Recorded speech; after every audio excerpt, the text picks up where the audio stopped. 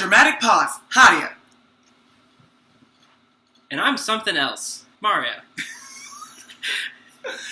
And welcome to Alrightness. The movie review YouTube series. I said it. Hey! I did it. You did it without messing it up like I always do. Yep. I'm proud of you. I did. One of us had to figure it out. We have opinions. Whether you like them or not. And we're going to share them with you. Whether you like it or not. She got a bowl of chips. And? Nope. Other side. Wine. In the mason jar. Mario has a black couch. You can put two and two together. New location. Mm-hmm. Because I've moved. And, Third location.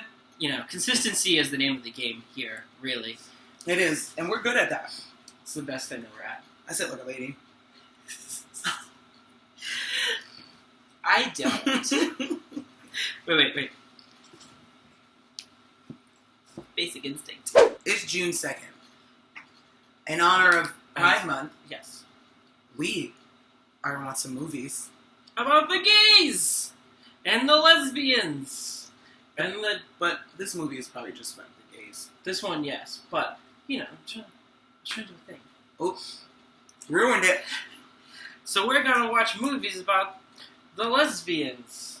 And the gays. And the bis. And the other letters. And the other letters. Trans. And queer. Intersex. Asexual. Asexual. Aromantic. Aromantic. Plus. Poof. So, we're not going to do the hat thing today because we already have our movies picked out. Yes. While we are recording this on June 2nd, it will air... Later in the month. On the... We have one more episode that's going to air 16th? next week. So, yes. 16th. The 16th. So 16th is when you should be watching So, this. happy 16th, middle of Pride Month. Yeah, we didn't fully plan those previous ones. Those were shot forever ago. In, like, February. Yeah, it was February. Mm-hmm. And now we're like, hey, we got to record an episode. We should help out some queer visibility. Also, stuff. Mm-hmm. So anyway, the movie that we're going to watch today is... Moonlight, because I'm black. And I'm gay. And together... We're alright. Alright. We're fine.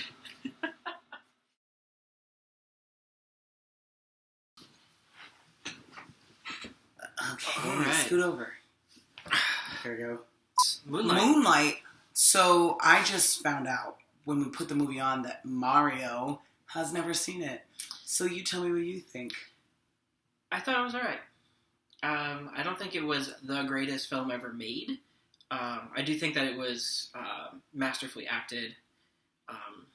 All the acting in it's really good, except for maybe the crackhead mom. It's because she's not American. She was focused so hard on her accent. Spoiler alert. Spoiler alert. Spoiler alert time.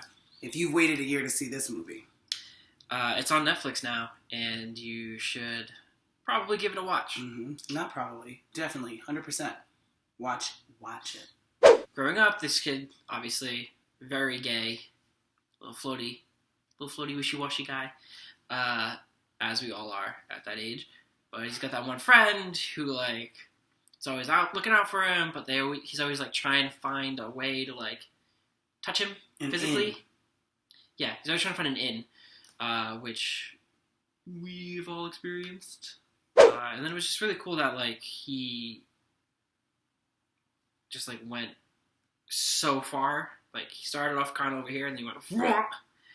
And then the second that this guy from his past, like, contacts him, he's just like, back here again. And it's just like, it's really easy to hide it when you don't have anyone that you're connected to, and you don't allow yourself to feel that way. It's also really easy to pretend to be somebody else when no one knows who you were before. But the second that somebody comes back, it fucks up your heart. Being a person that studies dialects and does things in other dialects often, I can see how she seems one-dimensional because you can tell, at least for me, that she was focusing real hard on that accent. because towards the end of the movie, it was a different accent. For me, it felt like she was just focusing really hard on loving crack. She didn't start off that way. It was that dude. That's what they were implying, is that there's, in these kinds of neighborhoods, single moms, like, because that's, remember I mentioned, her teeth are amazing. This is also when you see her smoking crack. Where our different perspectives come into play into this. Because I grew up in a white neighborhood with white people everywhere. And I grew up in a neighborhood that was adjacent, literally, like, across the street from a neighborhood, like, crack adjacent. Like this one. It's nice to see the story from a not white person's perspective. Mm-hmm. Because as a white person who has seen a few, I wouldn't say a lot, but a few LGBT films, it's always white people. And it's always a lot of the same story. White people all look alike. Fair and valid. Anyway, enough of my racism for today. He had a good role too, because he was very he was a hard man of the street selling drugs, but then he also had as soon as his kids showed up, an immediate soft side. Yes, because he saw himself in this kid, not necessarily a little gay kid, but a kid that had nowhere to go. Yeah, and that's what they don't tell you about these neighborhoods, is that there is even though there may be gang violence, there may be drugs, there may be just regular violence, there is a sense of community that you don't get in other neighborhoods, because those are the only people that are going to look out for you. They may also beat your ass, but those are the only people that are going to look out for you. And the other thing about it is, like, in the black community, if you're going to be gay, you need to be so gay that you invent drag. But even then, it's still a bad thing, and you still get beat up for it.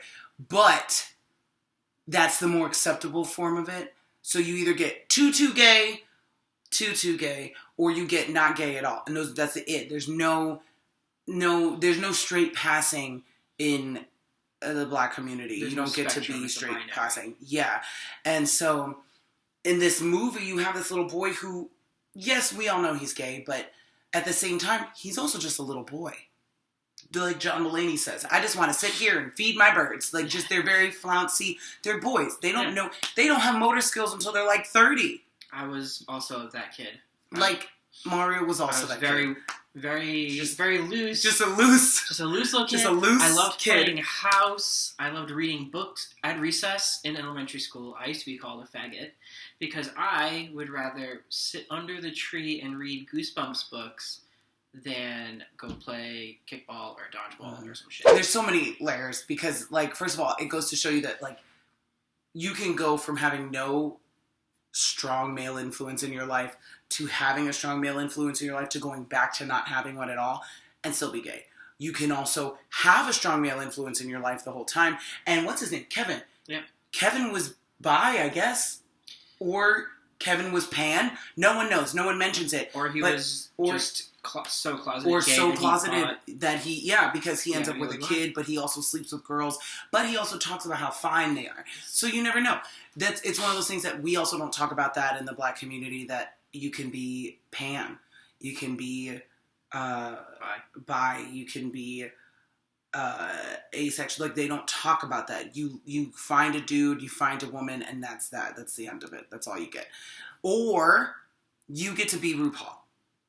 Those are your only options. Straight or RuPaul.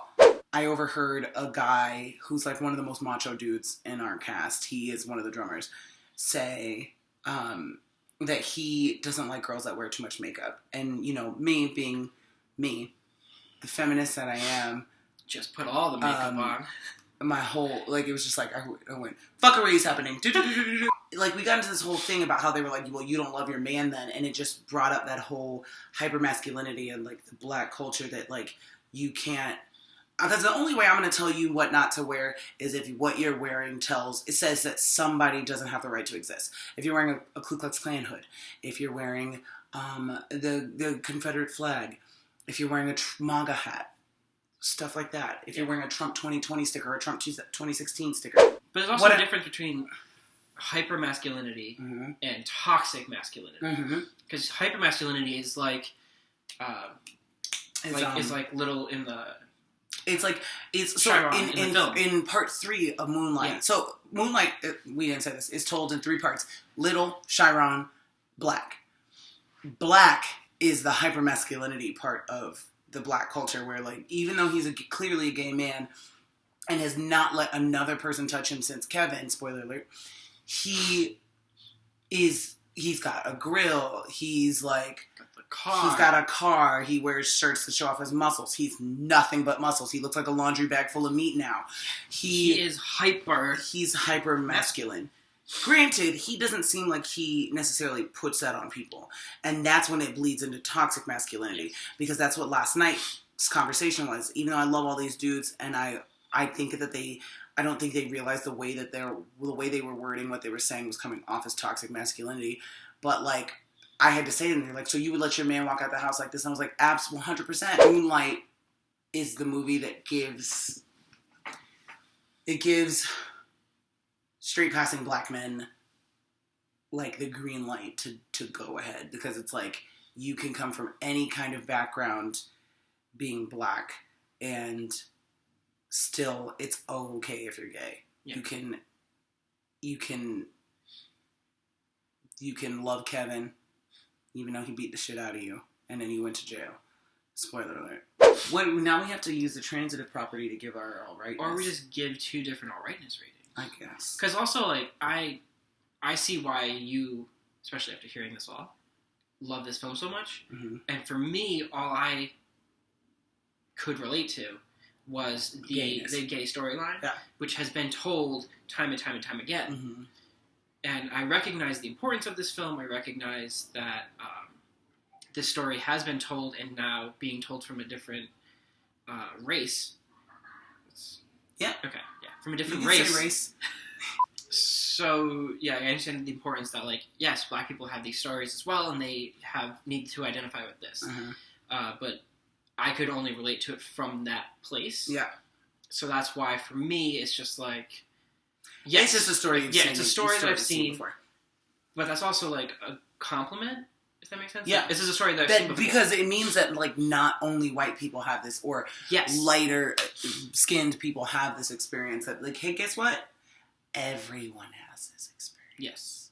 Mahershala Ali, you deserved that Oscar. Yeah. I'm so glad you won it.